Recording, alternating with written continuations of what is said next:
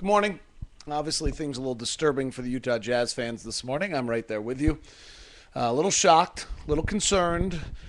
Okay, very concerned, very shocked. Hoping Kevin Pelton and Basketball Prospectus is not right, that this team, the way it's been put together offensively, is not going to be successful, and that moreover, we're in a time period where these guys have to learn each other and put it together. But no, I mean, I'm right with you. Coming off that preseason, a lot of expectations kicked up. Everything we wanted to see took place. Now, if you now, after two games where you haven't led yet, and frankly have gotten blown out in both of them, if you take a step back, you got to realize we are asking a lot of guys to do things that they've never done before or they haven't done in a while. Jefferson's never played in a system like this, being asked to do that. Earl Watson's never been a backup point guard. Darren Williams, frankly, has never had to have a team evolve around him. He was added into a mix.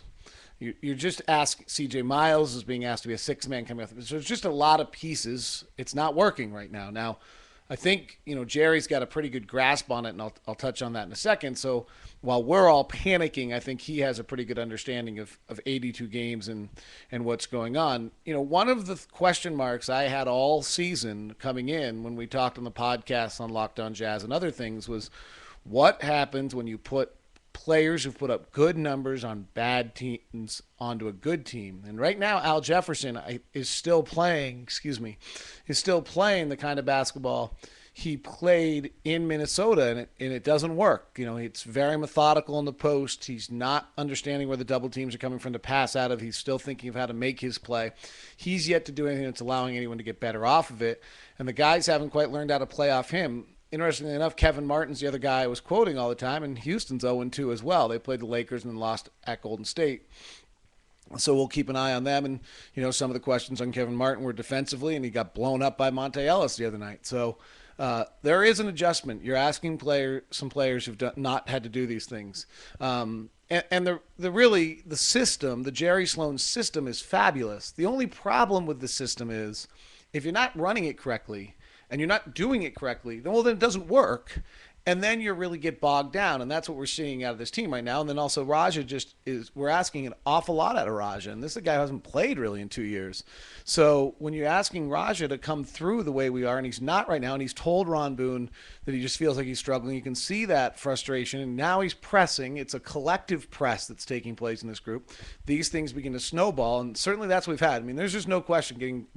Jazz lost one game by 20 all of last year and two games by 20 all the year prior. I'm going to go through the history books today. I'm not sure Jerry Sloan's teams have lost by 38 points combined in back-to-back games very often. This is very contrary to everything that we're used to seeing. Most of what we're seeing, I think, is fixable, and I don't know how long it takes or what. I mean, Jefferson's got to learn how to play in the system, and Raja's got to get his rhythm back, and all those things I aforementioned. There are two areas right now that I think are going to be kind of persistent problems for a while. There really is not very much outside shooting on this team. Raja's got to get it flowing, and CJ's just not been anything yet.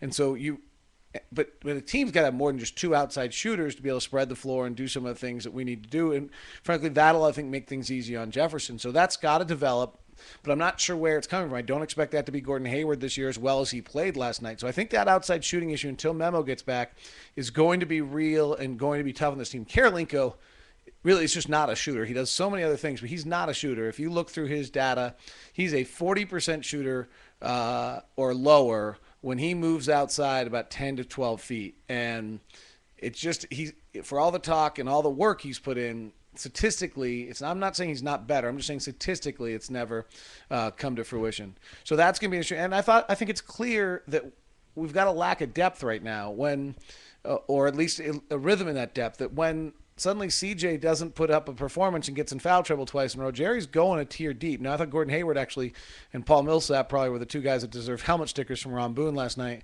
But that's about it. So there is a lack of depth. I think that's going to be a season-long issue. Now, going forward, there's a few things I would say, and sorry this is so long, that are positives, because I think those two things are going to linger. One is you got the right head coach.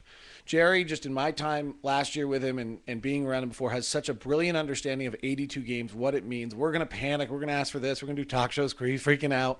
But the fact is, I think Jerry has a really good vibe on it. Number two is the system will work at some point. Remember, it did get to that team to 42 and 40, and we have higher expectations than that. But once the guys buy into the system, they will. And the post game reaction was all correct. I mean, Darren was very honest and very frank, and the guys all are, we're going to get it, but they don't know the offense right now, and they don't know what they're doing. And defensively, they've got some considerable issues. I mean, to get into the X's and O's a little bit, the last two teams have just run, and I'm trying to get in touch with a scout today who was at both the games.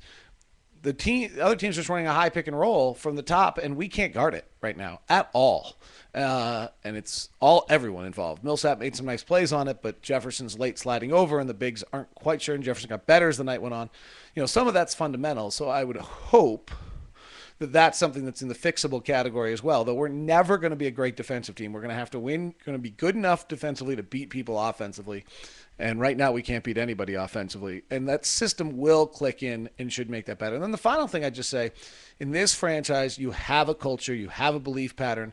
And I would suspect that we're going to find out because it's new, Greg's in charge, and that's different than when Larry was in charge, just different personality. But I think the same culture permeates this organization. And, if the struggles continue for a little while and the players are all looking around, they're going to realize they're the ones who have to fix it. It's not going to happen by firing a coach or doing this or that. And this culture usually is what allows the team, like last year, to start 4-6 or near 500 and then get going. And when this team gets going, hopefully it'll be fabulous. So those are some thoughts. But the concerns are legit. You just can't get blown out 2 games in a row, and the offense is really, really far away with Oklahoma City coming on Sunday. Hope you're good. Thanks.